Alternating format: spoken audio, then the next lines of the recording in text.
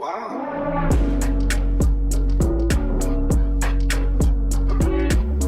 I'm Mitchell from Australia, and this is yet another simple observation that anyone can do at home. You have a coin and a flat table, and I'm going to demonstrate how we can make an object disappear bottom up without the need of curvature, or without the need of a physical obstruction for that matter. Now you globers are going to sit at home and say that table is just higher than the observer height or the camera height.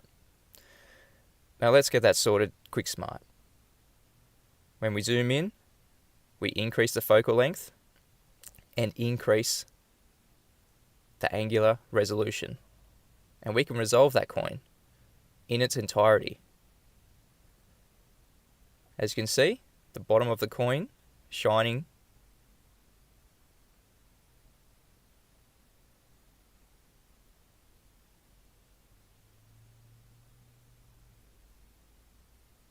and when you zoom back out, the coin is unresolvable again. Nice flat table, no physical obstruction. This is all optical. There's absolutely no obstruction here.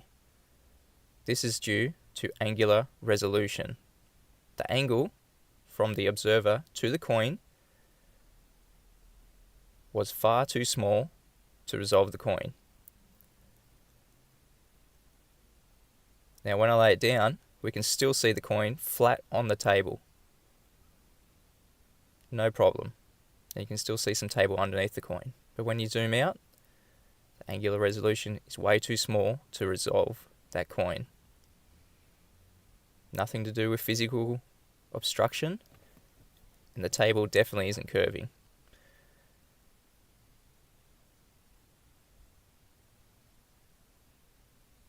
A 100% of the light of that coin is still reaching the observer.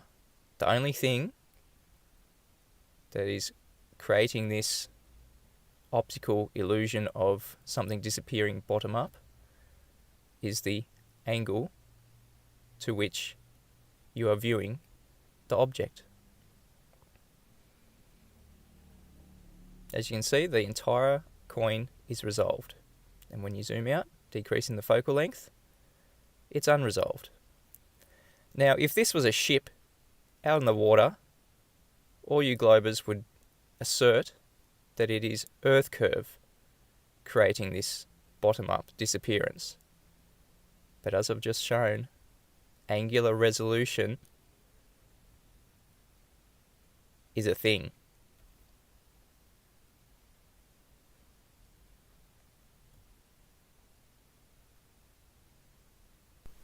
Now, what is angular resolution? Well, it all has to do with the way that we view light, whether it be from your eyeball, a camera, or a telescope. In optics, the best focus spot of light that a perfect lens with a circular aperture can make is called the Airy disc. Now, as you can see in this left-hand side, there are 2 points of light and 2 Airy discs. They are both resolved. Now, when they get closer together, this meets the Rayleigh criterion, or the diffraction limit. And so the Rayleigh criterion specifies the minimum separation between 2 light sources that may be resolved into each distinct object. And when the light sources get even closer on the right-hand side, they become unresolvable. So relating this to my observation, when the coin is closer to the camera, it is fully resolved. As you start moving the coin away from the camera, it meets the Rayleigh criterion, or the diffraction limit, and this creates a smaller angle, making the coin disappear bottom up. And when you move the coin further away, it becomes fully unresolved. Now, as I said, 100% of the light from that coin is still reaching the camera. It's just unresolved. But when you zoom back in, you increase the focal length and you increase the angle at what you are viewing that object.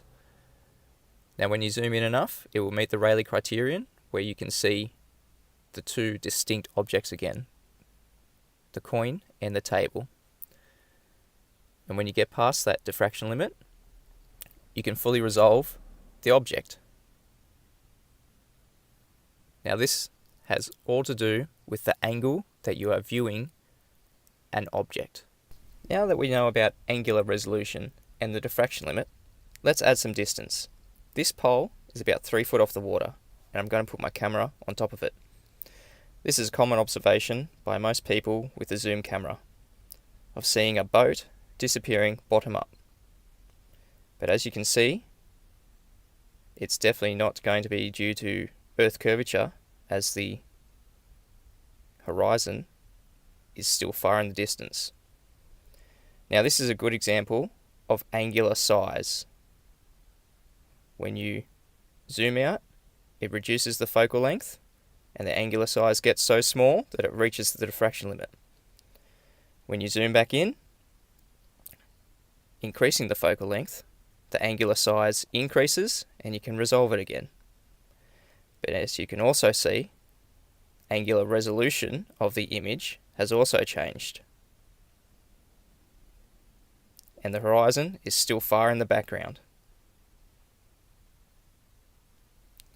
Now comparing these two images, on the left, the observer height is 1 inch, and on the right, the observer height is 3 foot. And you can see clearly that the boat has started to disappear bottom up. There is no earth curve, as you can see the horizon in the background, but both boats are starting to disappear bottom up. Let's add some more distance. This is Bathurst Lighthouse from 20 kilometers away. The left image is from a 30 meter viewing height, and the right image from a 2 meter viewing height. The obstruction in the right image, the globe proponents will assert, is only from Earth curvature and nothing else. But I've shown you in this video that angular resolution can cause obstruction from bottom up without the need of any Earth curvature. Now, if we continue to zoom in on that right image, we will never be able to resolve the bottom of it. And globers will say, well, that's clearly because it's a physical obstruction from a reified edge of a globe. But in the next 2 videos that I'm going to release, I will demonstrate there are other factors at play here, and none of them have to do with Earth curve obstructing any images from bottom up. Wow.